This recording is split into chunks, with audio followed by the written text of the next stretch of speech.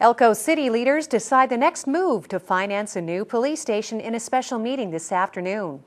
And coming up here on News 10, with a holiday weekend fast approaching, you'll want to prepare some fun summer food.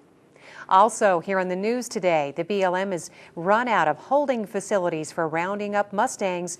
Drought is expected to take a toll on these animals. News 10 Today begins now. From the News 10 Broadcast Center, this is News 10 Today with Lori Gilbert. Good morning and thanks so much for joining us. I'm Lori Gilbert for News 10. We're expecting very hot weather today. Could get into triple-digit temperatures by Wednesday. Details in our morning forecast here on News 10 this morning.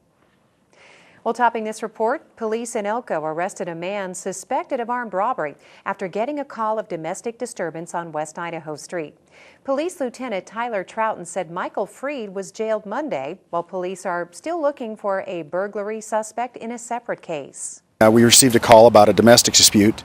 The subject listed as the male counterpart that was leaving the scene walking is a subject we've been looking for, Mr. Michael Freed. Officers responded to the area. When they spotted Mr. Freed, he observed them and took off running, threw a couple bags when he seen the officers. There was a short pursuit in which he had to be taken down physically and placed into handcuffs.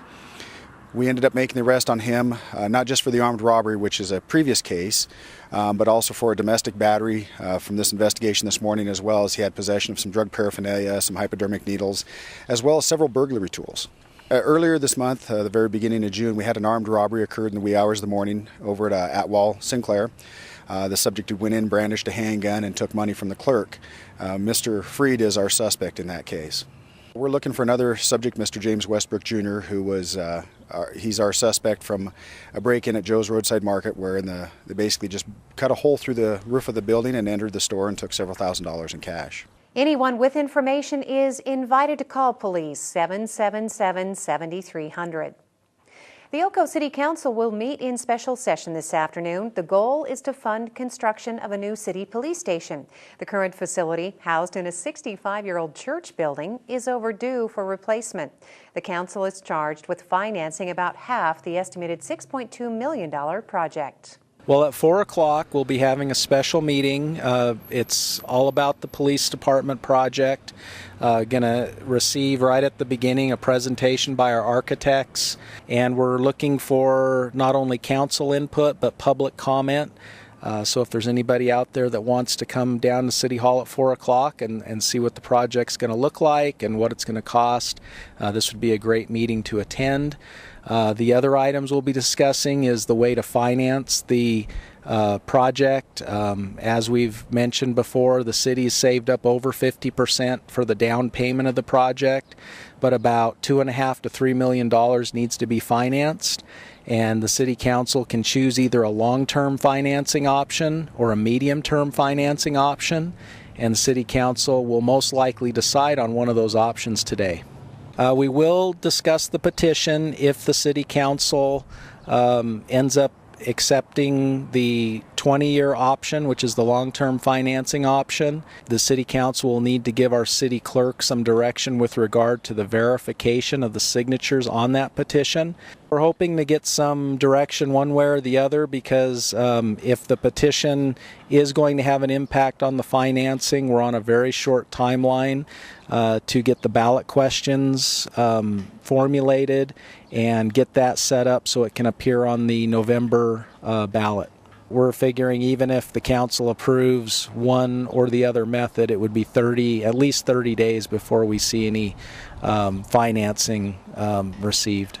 Yeah, the developers continuing to develop the entire business park with regard to the underground utilities, the necessary public improvements, and once that's accomplished and the appropriate approvals are received through the federal government, through FEMA, he can record his parcel map, and then that would trigger the possible purchase of the property.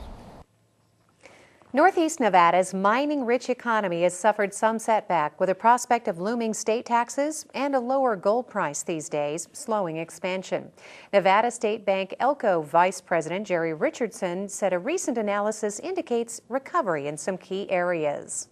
Our economic update came out for first quarter, and overall unemployment is down by about 1%. That may be attributed to frustrated job seekers leaving the market. Throughout the state, mining employment is up, as well as wages, even though gold prices continue to be down over a 16-month consecutive period. Elko has its ups and downs, but it seems to be remaining steady, and we're seeing a lot of projects that are moving forward both in mining and in other areas. You know, first quarter the retail market was down. For Elko's economy, retail sales were down 11%, as well as gaming revenues down about 2.8, almost 3%. So we did see a little bit of a decline in that first quarter. Elko seems to be a busier place during the summer months, and so hopefully we'll see those come back up.